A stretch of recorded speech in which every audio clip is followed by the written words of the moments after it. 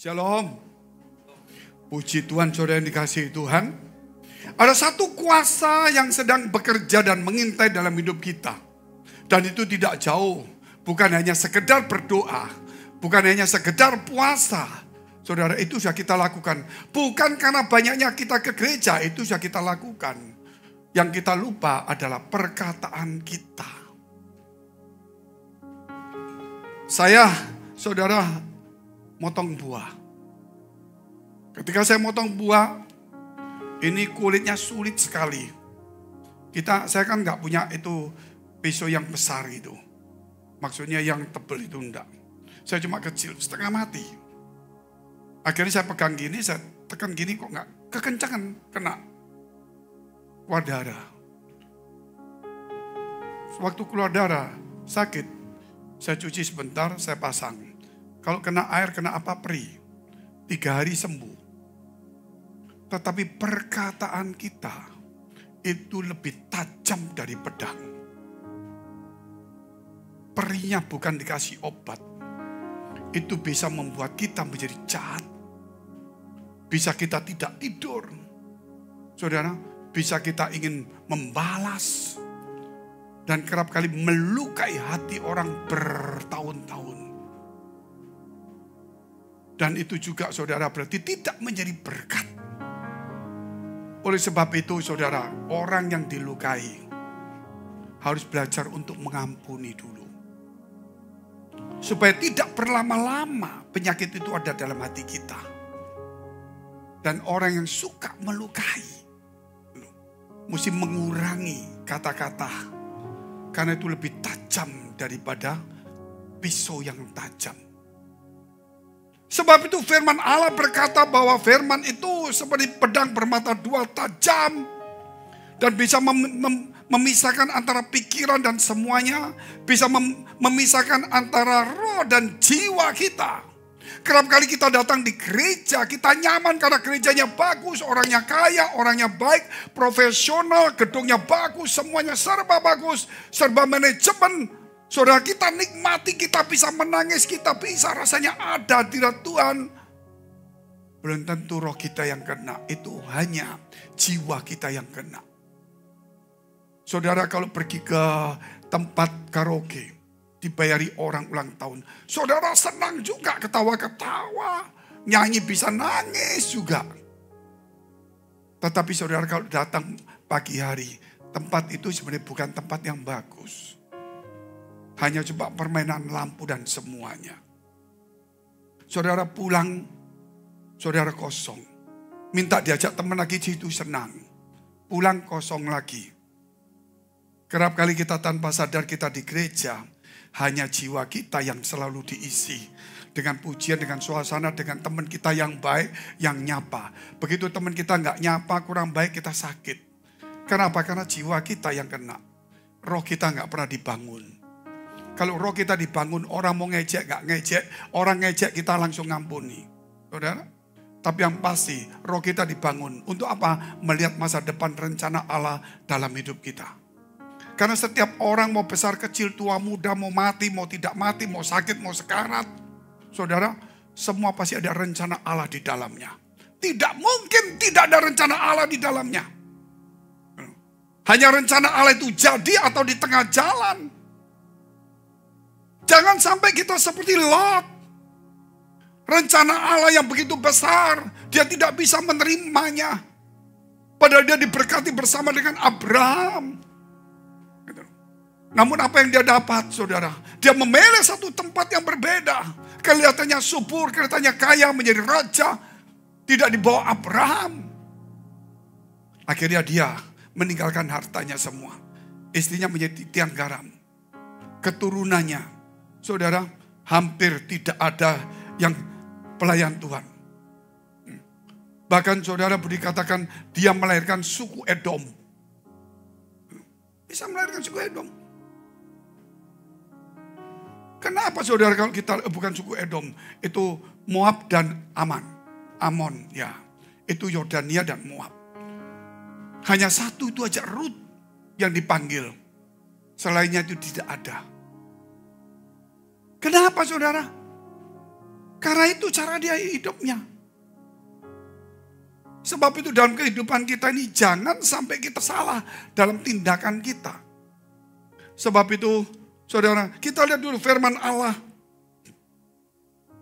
dengan tema hari ini. Roh Kudus dan pembenaran diri. Roh Kudus dan pembenaran diri. Roh Kudus atau roh kebenaran. Roh kebenaran itu adalah saudara Roh Kudus. Kebenaran itu bukan pembenaran diri. Banyak orang tidak hidup dalam kebenaran, tapi dia hidup dalam pembenaran diri. Ya aku sekarang tidak gereja, ya malas karena tokoku rame. Itu kan kerjaanku juga tanggung jawab. Itu pembenaran diri. Sebelum tokomu rame, siapa yang memberkatinya? Ya aku sekarang tidak di gereja. Ya karena orang-orang tidak ramah, tidak baik. Yang buat apa aku di gereja, nanti hatiku tambah tidak suka, tambah tawar. Itu pembenaran diri. Kebenaran kita tetap di dalam gereja itu. Supaya kita tahu bahwa kita masih diisi jiwa kita. Bukan roh kita yang dibangkitkan. Orang yang mudah tersinggung. Orang yang mudah kecewa. Orang yang mudah patah, saudara. Itu hanya orang yang dipuji, didorong-dorong. Ada sesuatu, ada keinginan, ada tertarik. Bukan orang yang ingin bayar harga dalam hidupnya. Roh itu mendorong kita untuk kita berkorban. Kenapa kita berkorban, saudara? Kira kita tahu di balik pengorbanan kita ada rencana Allah yang besar. Tanpa pengorbanan tidak ada rencana yang besar, saudara. Makanya Tuhan berkata, mari persembahkan anakmu, dia kepada Abraham. Persembahkan anakmu sebagai korban. Dia memberi, saudara. Tetapi apa yang terjadi? Dia berkorban. Tapi sebelum itu terjadi, rencana Allah besar turun kepada dia. Tapi kita kerap kali, saudara, selalu ada pembenaran diri, bukan satu kebenaran. Roh Kudus membawa kita untuk, saudara, supaya kita ini sadar bahwa apa yang kita perbuat, apa yang kita lakukan, saudara, itu belum sesuai dengan rencananya. Kita hanya cuma masuk di dalam rumahnya. Kita hanya cuma mau beribadah. Saudara, kita belum mau berbakti. Kita belum mau bertanya, mempelajari jalannya apa Tuhan. Supaya aku bisa berjalan seperti itu. Ketika orang keluar dari gereja itu ada pembenaran. Mungkin benar, tapi ada pembenaran. Ya habis aku di sini tidak bertumbuh. Ya habis aku tidak ada teman. Ya habis, saudara. Dia lupa, aku gak diberkati, aku di sini, anakku gak ada jodohnya. Dia lupa, jodoh itu datang dari Tuhan.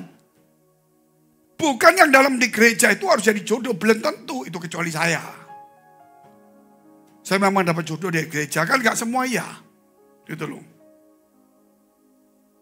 Kan gak semua sama. Mungkin ketemu di mana.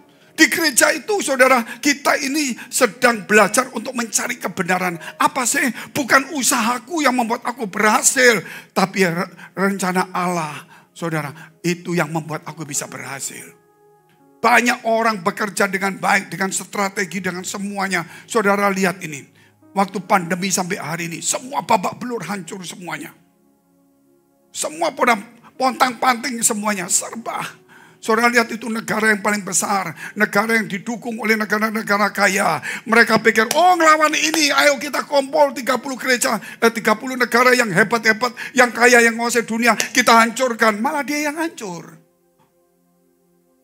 Itu negara yang hebat loh saudara. Bahkan kena pandemi hancur semuanya. Siapa yang bisa melawan rencana Allah? Hidup kita itu hanya ada di tangan Tuhan. Kebenaran yang mengubah kita. Pembenaran akan membuat kita jauh. Kita lihat dulu firman-Nya. Yohanes 16 ayat 7 sampai dengan 9. Namun benar yang kukatakan ini kepadamu. Namun benar yang kukatakan ini kepadamu. Perhatikan kata-kata ini. Yesus katakan, namun benar yang kukatakan ini kepadamu. Yesus selalu berkata, aku berkata kepadamu sesungguhnya. Firmanku Ya, saudara lihat itu. Bahkan dikatakan iman timbul dari pendengaran akan firman Kristus.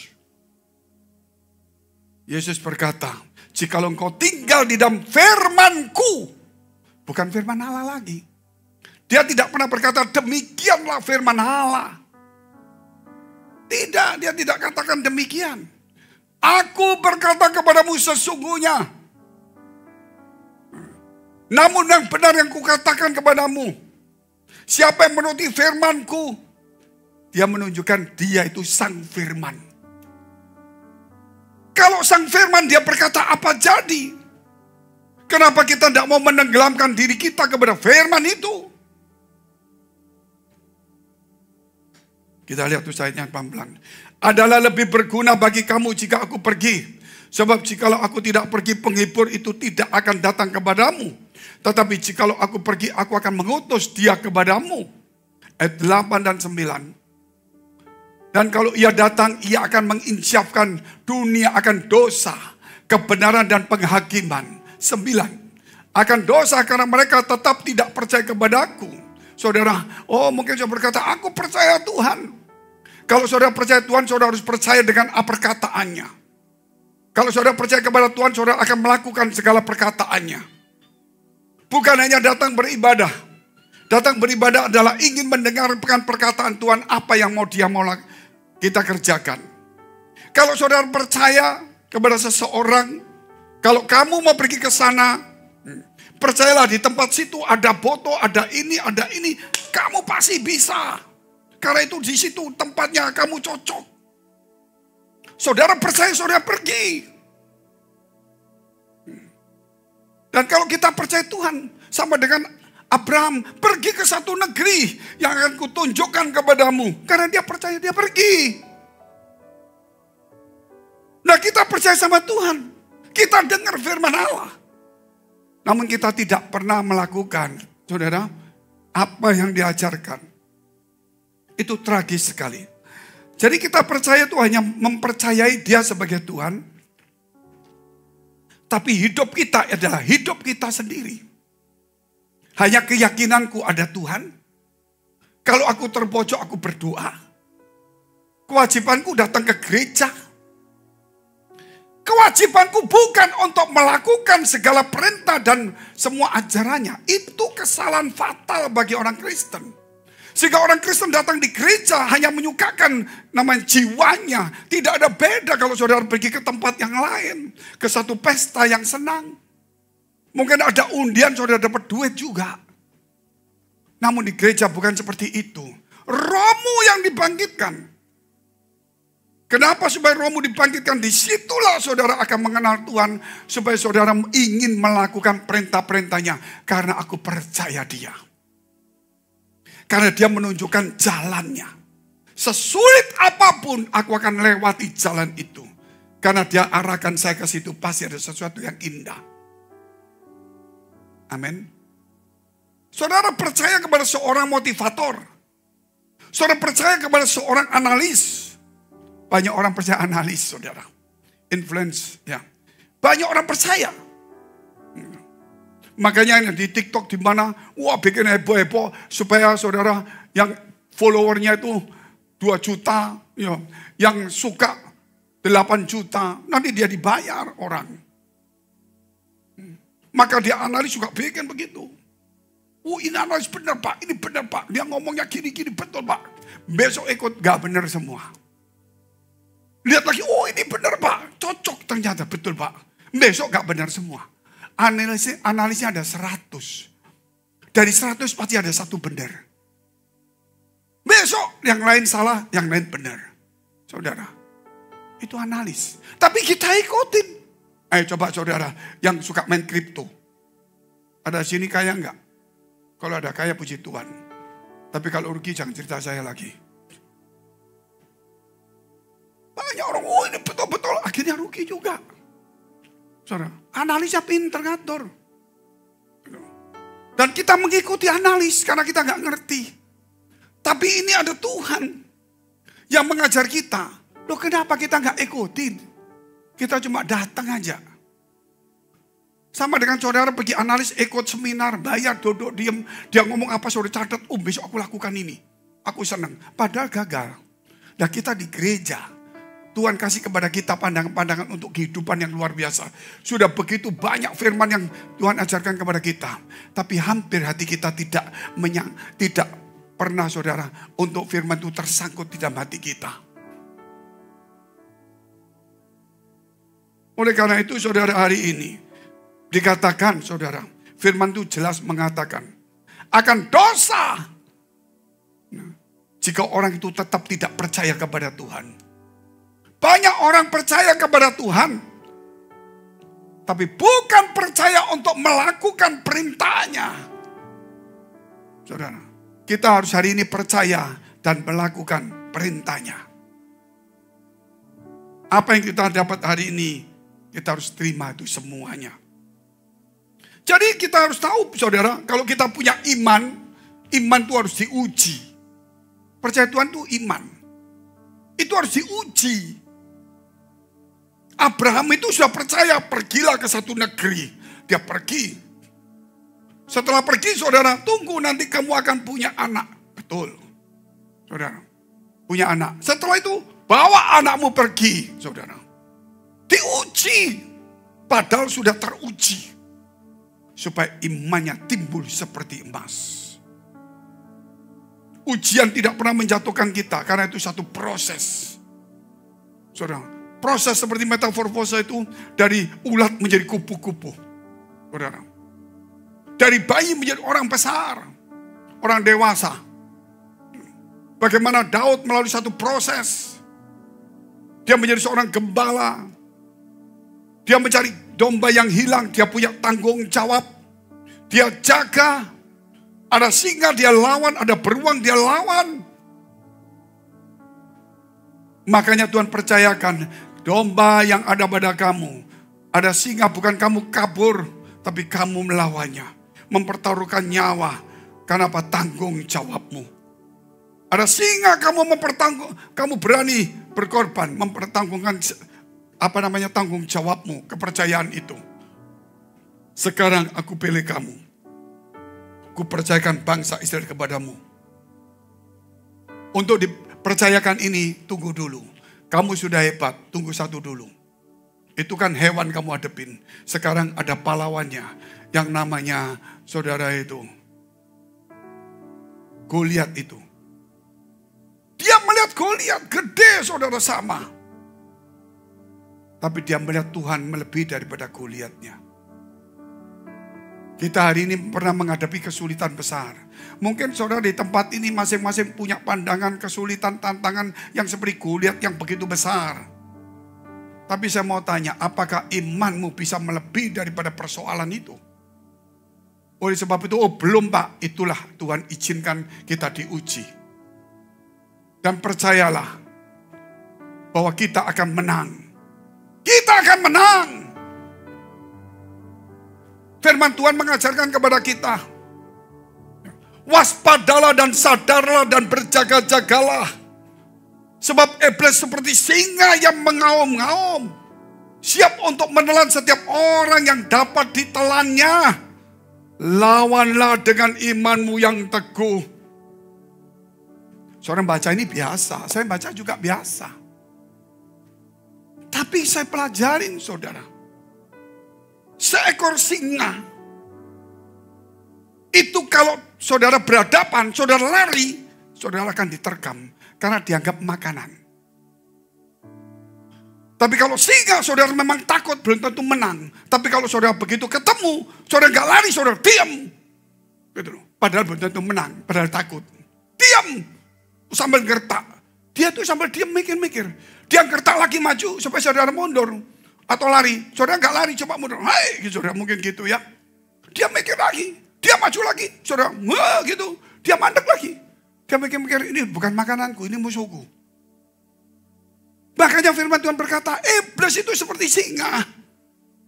Lawan dengan imanmu yang teguh. Bukan lari. Kalau lari berarti kita santapan iblis.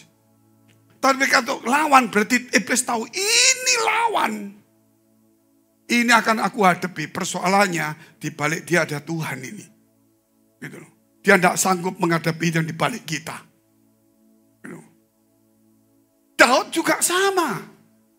Dia nggak mungkin ngadepin kekuatan ngelawan Goliat. Tapi dia tahu ada Tuhan di balik aku. Kamu pakai senjata itu kan andalanmu. Aku pakai nama Tuhan. Dia tidak perlu tanteng-tanteng saudara. Kan dia tidak punya senjata. Dia hanya pakai iman dan kekuatan Allah. Dia menang. Sebab itu hari ini saudara. Kita harus kuat. Kenapa? Kita harus melawan. Iman kita harus tumbuh. Kalau nggak tumbuh kita mati. Perlu. Makanya satu iman itu harus ada satu pengharapan. Kalau iman tanpa pengharapan, iman itu mati. Kalau iman itu bertumbuh, dia punya pengharapan. Di tengah persoalan, di tengah kesulitan, di tengah tantangan, dia selalu ada pengharapan bahwa aku akan lewat dan pasti menang. Amin. Apapun yang dihadapin, bahwa ini adalah cobaan yang aku harus lewati. Karena ini jalan yang harus tempuh. Karena aku akan melewati ini dan aku akan keluar sebagai pemenang. Selalu ada cobaan, tidak mungkin ada tidak cobaan. Karena kita ada di dunia, bukan Tuhan yang menyobain. Gitu. Keinginan kita, hawa nafsu kita, ego kita, itu yang mencobai kita. Kita harus melawan itu semuanya supaya kita tahu. Makanya saudara, kalau kita percaya ada harapan. Kenapa? Karena kita percaya bahwa Tuhan adalah sumber itu sendiri. Sumber kehidupan, sumber segala sumber. Saudara mau gali sekuat mungkin dia tetap keluar. Sayang saudara, hari ini kau datang di sumber itu. Jalannya 20 kilo. Hanya cuma membawa air seperti ini. Saya nanti ini dianggap promosi ini aja deh. Ini juga promosi. 20 kilo cuma bawa ini. Di perjalanan mau pulang udah habis lagi. Jalan lagi ke sana, ngambil lagi saudara. Pulang lagi haus, habis lagi. Bolak balik seperti ini. Dapat berkat, dapat mujizat hanya cuman habis dalam perjalanan. Kenapa saudara? Karena engkau datang di sumber. Tapi persoalannya, engkau cuma mengambilnya kecil. Engkau nggak punya wadah yang besar. Bagaimana wadah yang besar, Pak? Imanmu harus dipertumbuhkan. Supaya engkau punya pengharapan. Dan pengharapan itulah yang membuat kamu bisa bertanding dengan bagus. Tadi pagi saya khotbah begini saudara. Kerap kali kita ini punya masalah, nggak mungkin enggak.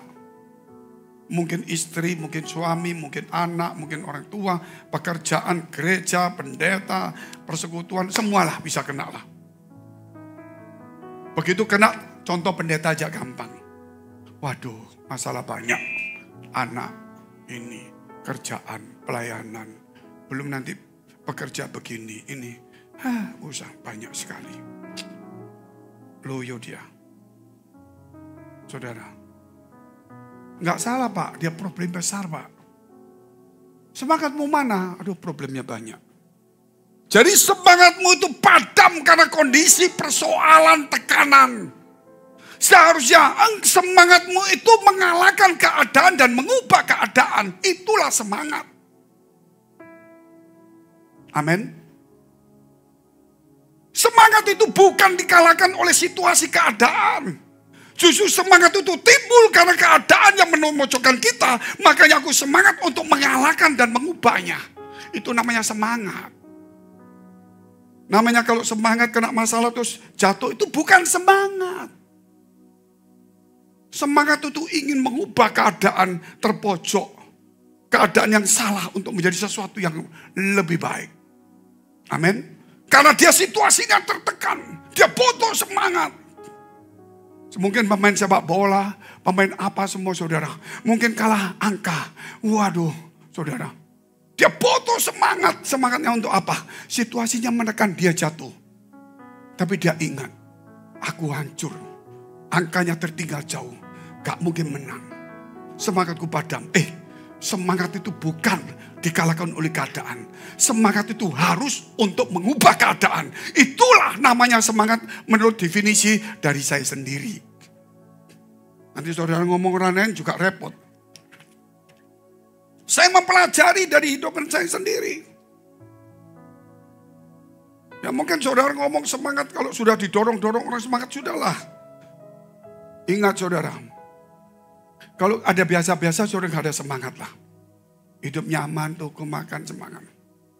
Betul kan? Biasa. Tahu-tahu ada situ antri. Buy one, get five. Bukan buy one, get one. Get five. Apa itu? Ternyata kalau kita beli sandal separuh, bukan satu pasang. Gitu. Dapat 5 pasang. Harga sandal itu satu pasang berapa? 100.000. Kalau kita beli separuh aja 50 rupiah. Dapat 5 pasang. Teman tanya, si antri kok panjang ya? Lemes dulu saudara. Gak mungkin. Wantri saudara. Wantri orang mau masuk. Enggak mas, sorry. Lu bapak kan pendeta. Itu di gereja di sini enggak. Mungkin gitu saudara. Lupa pendetanya. Semangatnya terlalu tinggi. Jadi sampai egois saudara. Kenapa? Kalau itu kosong gak ada apa-apa. Saudara mau semangat gak mungkin. Coba saudara lihat toko itu. Kita mau makan. Santai gak ada orang kok. Begitu ada orang gerutu-gerutu 10. Kita makan sana. Cepat. Betul gak saudara? Kenapa? Ada tantangan. Jadi semangat itu mengubah. Ingat saudara. Keadaan. Bukan semangat diubah oleh keadaan. Perhatikan itu dalam pikiran kita. Itu kekristenan yang sebenarnya. Makanya kita lihat hal yang kedua. Menginsyafkan dari dosa. Caranya bagaimana? Hidup sesuai dengan ajaran Tuhan. Roh Kudus itu menginsyafkan kita dari dosa. Jangan cuma melihat selumbar di mata orang lain, tapi balok di mata kita tidak kelihatan. Jangan melihat orang salah, tapi kalau kita tidak mengampuni, kita juga salah. Orang berbuat salah kepada kita, memfitnah kita, saudara, dia berdosa kepada saya. Tapi kalau saya tidak mengampuni, saya berdosa terhadap firman Allah. Yang berat yang siapa? Orang menipu saya, dia berdosa kepada saya. Saudara. Tapi kalau saya membunuh, saya berdosa kepada Tuhan. Karena saya melanggar firman Allah. Sebab itu kekristenan itu perlu kita belajar, wawasan dibuka. Oleh sebab itu Roh Kudus bukan saudara memberikan saudara suatu hiburan yang senang terus. Tetapi menginsyafkan kita dari dosa. Baik dosa yang kita perbuat maupun dosa yang diperbuat orang kepada kita. Tapi kalau kita menyikapinya salah, kita telah salah. Saudara, makanya ego, emosi mesti dipadamkan. Kecuali kalau khotbah tetap harus semua ada itu. Saudara ketemu orang, ini saya banyak lihat TikTok ini. Saling mempelajari. Ada orang sekarang hanya demi supaya dapat ini, follower semuanya, bikin. Saudara, bikin. Bikinnya kadang-kadang bikin orang kurang marah, saudara. Gitu. Dikerjain orang itu. Gitu loh. Dikerjain orang itu. Setelah dikerjain, saudara tahu. Gitu loh. Orang itu mau marah, saudara baru, itu lihatan. Kita cuma main ini, lu masuk di situ. Jadi tanpa sadar sebenarnya kita juga waktu kita dikerjain. Saudara, mungkin kita dikerjain di TikTok, kita nggak tahu ya. Ada orang cuma prank, saudara ya. Prank mama. Saudara. Terus saudara dilihatin orang gini. Mukamu gak simpati. Ini manusia purba. Mungkin gitu saudara. Gitu loh. Saudara, kurang ajar. Bahasanya bukan Kristen lagi. Gak puji Tuhan. Lihat mukamu seperti lihat truk yang sudah ambruk gak laku. Saudara, wah tambah ngamuk lagi. Saudara, model sepatu mulut buaya. Karena sobek mungkin. Kurang ajar orang ini kuapok ceprek. Saya mau tanya, yang masuk penjara siapa? Tidak bisa saya masuk penjara Pak, ini yang kurang ajar ini. Dia mukul kamu enggak? Enggak. Tapi dia mulai Pak. Yang mukul siapa? Kamu masuk penjara. Dia enggak salah, tapi dia masuk penjara. Karena meresponi dengan cara yang salah. Sebab itu Roh Kudus tidak menuduh orang lain berbuat salah pada kita. Tapi Roh Kudus menginsyafkan kita dari dosa kita. Roh Kudus tidak mengingatkan kita, itu loh orang berdosa sama kamu. Enggak. Tapi Roh Kudus mengingatkan kita akan dosa kita. Amin. Kita lihat di Yohanes 14 ayat 26. Makanya saya khotbah banyak membuka wawasan saudara.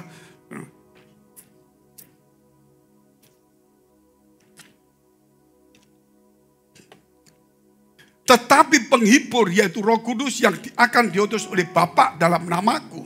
Dia yang akan mengajarkan segala sesuatu kepadamu dan akan mengingatkan kamu akan semua yang telah kukatakan kepadamu. Apa yang dikatakan, saudara, itu harus kita kerjakan.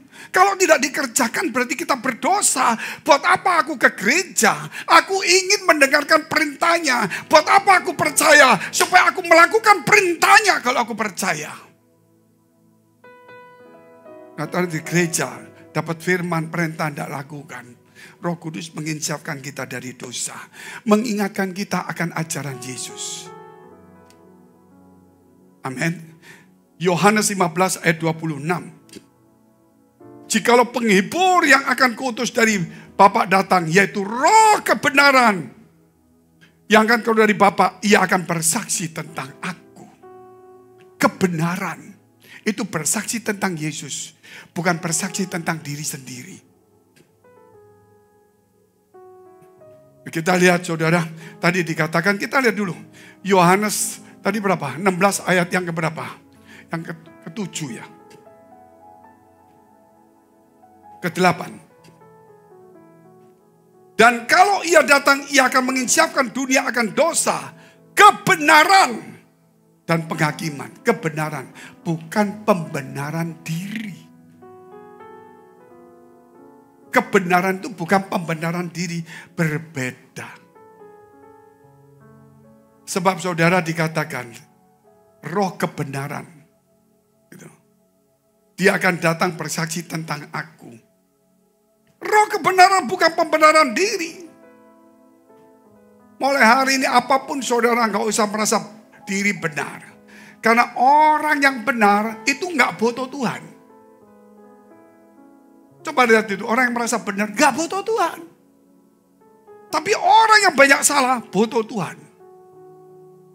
Loh, berarti kita yang di gereja ini salah banyak Pak, yang nggak ke gereja nggak salah. Karena mereka nggak diinsyafkan akan dosanya. Kita diinsyafkan akan ketidakmampuan kita. Kita diinsyafkan akan dosa dan kelemahan kita. Sehingga kita datang di gereja. Makanya saudara kita harus bisa. Dalam arti ini, kebenaran itu perlu kita lakukan dalam kehidupan ini. Pak, kebenaran sama pembenaran diri bedanya apa? Saya singkat aja supaya cepat saudara. Kalau kebenaran itu mengikuti aturan yang tertulis. Kalau pembenaran diri menurut pemikiran kita. Sudah ngerti Pak Fenggi? Itu gampang. Prakteknya ya gitulah. Handphone saya ini. Halo? Halo? Signal ada gak bisa halo? Halo? Gak nyambung-nyambung. Halo? Gak nyambung-nyambung. Halo, gak nyambung-nyambung. Orang XL, saudara. Gitu loh. XL. Dan di sini tidak ada XL, yang ada Telkomsel. Yo ambruk, betul gak saudara? Ya diganti. Gitu loh. Kalau di tempat lain, saudara, mungkin itu XL-nya ada, mungkin Indosat gak ada. Ya saudara bisa jalan. Kita mesti ganti kartunya. Gitu loh. Gak bisa pakai pikiran kita. Handphone Pak, mahal Pak. Ini sudah pulsa saya 360 juta. Ciakere. Benar gak saudara? 360 juta ini pulsa ini. Gitu loh. Masa gak ada sinyal? Loh, masalahnya di sini tidak ada XL, mau diapain? Gitu saudara. Ya rubah cara berpikir kita. Amin. Mungkin saudara bilang, Pak, tidak ada XL, Pak. Saudara, saya punya iPhone yang mahal, keluar baru. Yang satu, oh aku punya Huawei lebih mahal. Yang iPhone, mana iPhone-mu? Ini. Saudara, dia buka iPhone-nya. Terus saudara, tahu, iPhone sama Huawei itu beda. Kalau saudara pakai iPhone, saudara, nggak bisa pakai Android. Jangan-jangan gak punya handphone semua ini. Kalau pakai Android gak bisa pakai iPhone. Gitu loh. Loh, handphoneku mahal Pak. Pulsanya mahal ini. Gitu loh. Sinyal ada. Loh persoalannya ini lain. Gitu loh. Gak bisa buka Android kamu. Harus rubah ke Android. Dari Android mau pakai iPhone, rubah dengan cara iPhone. Nah kalau kita pakai pembenaran diri, masuk kepada kebenaran, tidak mungkin masuk. Aplikasinya tidak keluar semua. Yang keluar cuma egois, harus menang sendiri, nyikat orang, bodohin orang, bohongin orang. Nah kalau aplikasi yang satu, berserah, cari Tuhan, mengampuni, bertentangan Bapak Ibu. Jadi pembenaran diri itu tidak bisa. Kita hidup ini harus di dalam kebenaran. Makanya kita lihat terus, kita lihat yang terakhir keempat. Penghakiman di akhir zaman. Ini memang penghakiman. Dia akan menginsafkan kamu dari dosa, kebenaran, dan akan penghakiman. Setiap orang akan dihakimi, tidak bisa tidak. Saudara, apa yang kita perbuat, itu kita harus bertanggung jawab. Makanya di sini saya ingatkan, untuk apa kita percaya Tuhan? Untuk melakukan firman Tuhan. Dan firman Tuhan tidak untuk menjahati orang lain. Tapi selalu untuk berbuat baik kepada orang lain. Firman Tuhan itu membuang segala kejahatan. Menimbulkan segala kebaikan. Jikalau kita hanya bisa berbuat baik tapi ada berbuat jahat, tidak ada gunanya kebaikan itu. Saudara didik anak. Besar kasih makan, disuapin, disekolahkan. 17 tahun. Bagus kan? Hebat, disayang sekolahkan, diantar sekolah. Hebat. Gitu loh. Begitu SMA, saudara. Anakmu tidak tahu melakukan apa kesalahan. Kesalahan fatal tidak tahu apa. Saudara ambil pisau, saudara tekam. Yes. 17 tahun aku melayani kamu. Tak hitung-hitung sudah 800.000 kali baik. Maaf nak, cuma satu kali ini aku berbuat jahat. Ya, ya amblas tidak bisa. Makanya Tuhan berkata, saudara, bahwa kalau kita akan dihakimi, jangan berbuat jahat. Kalau saudara tidak bisa berbuat baik, jangan berbuat jahat. Amin. Kalau bisa berbuat baik, tetap jangan berbuat jahat. Ini masalahnya saya mau berbuat baik banyak Pak. Tapi kejahatan juga ada, tidak ada gunanya. Saya mau melayani tapi tetap jahat. Saudara, kalau tidak bisa bawa jiwa, jangan jadi batu sandungan. Gak bisa bawa jiwa Pak. Jangan jadi batu sandungan. Maaf Pak Fengki, saya tidak bisa melayani. Kalau tidak bisa melayani, jangan minta dilayani dulu. Soalnya banyak orang yang ingin dilayani juga. Karena kita tawari kamu melayani supaya kamu naik kelas. Betul kan? Bukan kanak-kanak. Oh belum waktunya. Oke, kalau gitu kamu jangan minta dilayani dulu. Kita melayani orang yang belum waktunya. Itu satu kebenaran. Sudah tidak melayani, saudara. Minta dilayani, bikin repot orang. Makanya di gereja itu perlu pendewasaan. Setiap orang itu, saudara, harus tahu. Semua akan dihakimi, besar, kecil, tua, muda, miskin, kaya. Saudara, Tuhan datang untuk apa? Membuang segala kejahatan kita dan mengajar kebaikan. Kebaikan yang muncul dari kasih Tuhan. Amin. Kalau kita masih berbuat jahat, berarti kasih itu tidak masuk. Karena Tuhan itu saudara, telah memberi contoh kepada kita. Saya juga berpikir, kalau saya tidak bisa menolong orang, saudara, minimal saya mesti mendoakan. Kalau saya tidak bisa menolong orang, saya jangan membuat sulit orang lain. Kalau saya tidak bisa menolong orang lain, saya tidak mau menyusahkan dia. Saya tidak bisa nolong Mbak. Tapi orang kurang ajar perlu dididik. Ampun, gereja mana kamu ya? Best, luar biasa. Betul gak saudara? Apalagi saya tolong kamu ya. Mestinya gini loh Pak. Jalannya itu di gereja gini. Bapak mesti gini. Aduh gak ngerti. Gini Pak, tak ajari Pak ya. Berbuat baik tak tuntun Pak gitu. Sudah, coba gak ngerti. Wablek, repot saudara. Kalau jangan gitu, jangan berbuat jahat. Gitu loh. Dalam arti di sini Tuhan ingin bahwa setiap perbuatan kita itu akan ada penghakiman. Dan penghakiman itu saudara dinilai. Saudara mau baik, berapa baikmu? Kalau baikmu banyak tapi jahatmu ada, tidak ada. Saya itu selalu ngerti. Saya berpikir, saya baik sama semua orang. Baik, hanya satu kesalahan. Saudara, semua kebaikan saya hilang. Bayangkan berat enggak? Berat enggak?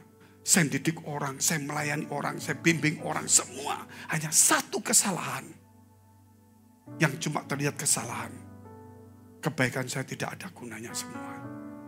Mari saya mempelajari dari situ saya. Kalau tidak bisa berbuat baik, jangan berbuat jahat. Kalau tidak bisa menolong, jangan mempersulit, menyulitkan orang lain. Kalau berbuat baik, jangan pernah untuk berbuat jahat kepada orang. Supaya perbuatan baik itu tetap ada di dalam hatinya. Mari kita bangkit berdiri, kita mau berdoa.